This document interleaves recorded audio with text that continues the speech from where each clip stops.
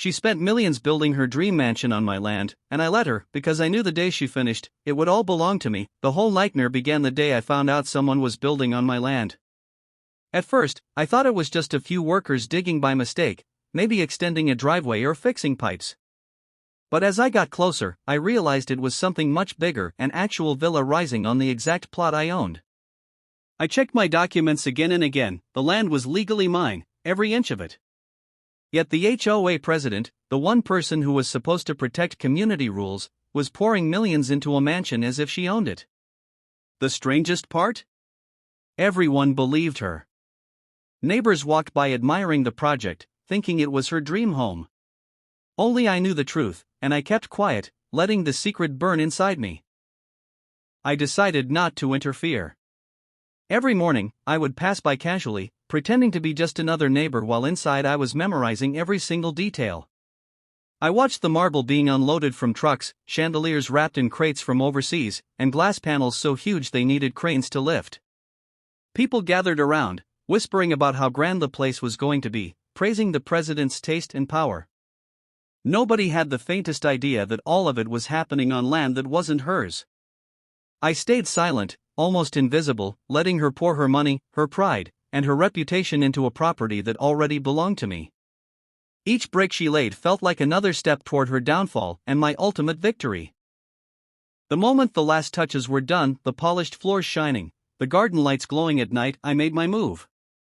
I walked into the courthouse with every document in hand, calm but burning inside.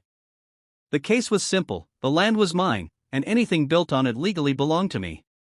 When the judge looked over the papers, the room fell silent.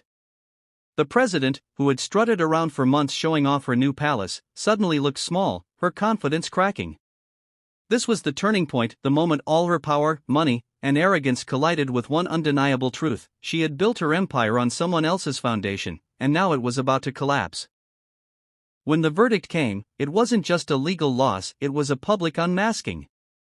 Neighbors, who once admired her for the grandeur of the villa, now stared in shock as the judge declared the land, and everything on it, mine. Her face drained of color, the proud president reduced to silence while whispers rippled through the courtroom. The same community she ruled with authority now saw her as a fraud who had gambled millions on arrogance.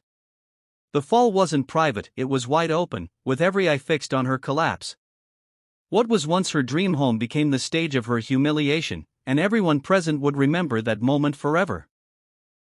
I walked up to the massive front door that she had once boasted about, the kind that opened with a slow, dramatic swing.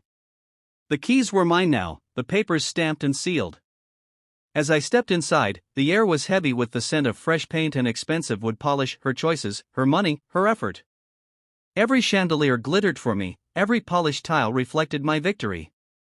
She had built herself a palace, and in the end, handed it straight to me. I stood in the center of the grand hall, my voice echoing off the marble walls, and said the only words that felt right: "Welcome to my home."